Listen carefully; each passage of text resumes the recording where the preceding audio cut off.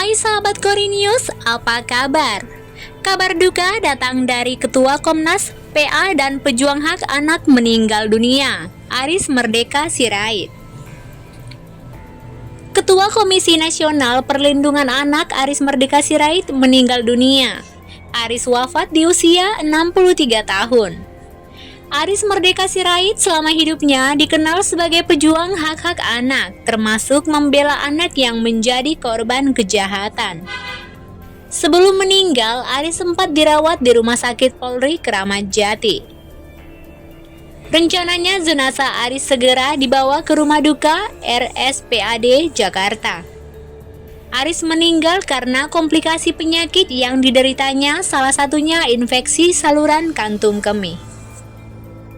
Tim dokter Rumah Sakit Polri sendiri masih melakukan observasi terkait penyakit yang diderita Aris, hingga menyebabkan aktivis itu menghembuskan nafas terakhirnya.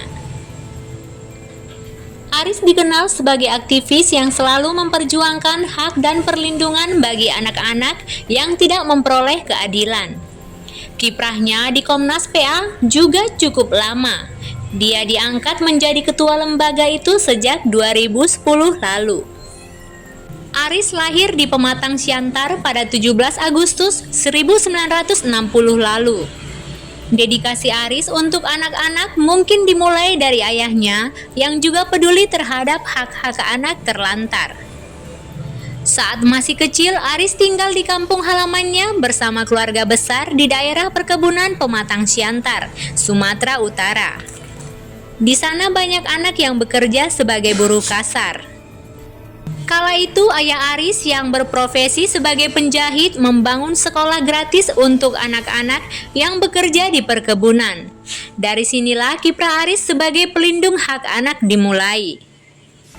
Setelah dewasa, ia bergabung dengan sejumlah organisasi perlindungan, hingga akhirnya dia bersama Seto Mulyadi membangun Komnas PA. Sebelum menjabat sebagai Ketua Komnas PA, dia terlebih dahulu menjabat sebagai Sekjen Komnas PA sejak 1998 mendampingi Seto Mulyadi. Nama Aris di Komnas PA makin dikenal ketika kasus vaksin palsu mencuat medio 2016 lalu. Kala itu, dia adalah salah satu tokoh yang gencar bergerak dan meminta pertanggungjawaban setiap pihak yang terlibat. Kiprahnya sebagai aktivis tak hanya berjuang sebagai pelindung anak-anak terlantar. Aris juga aktif memperjuangkan hak-hak buruh. Bahkan sekitar tahun 1980-an, dia pernah mendirikan Yayasan Perlindungan untuk para buruh yang tidak mendapat keadilan. Hampir sepanjang hidupnya, dia dedikasikan untuk melindungi anak-anak dari berbagai macam latar belakang. Dia juga sempat memberikan perlindungan kepada anak A, kekasih Mario Dandi yang terlibat kekerasan.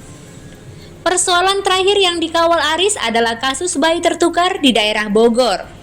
Aris pun meninggal dalam damai setelah kasus tersebut menemui titik terang melalui tes DNA. Turut berbelasungkawa atas kepergian beliau ke rumah Tuhan. Kiranya beliau memperoleh hidup yang abadi bersama dengan Bapa di sorga. Demikianlah sahabat Korinius, salam sehat selalu.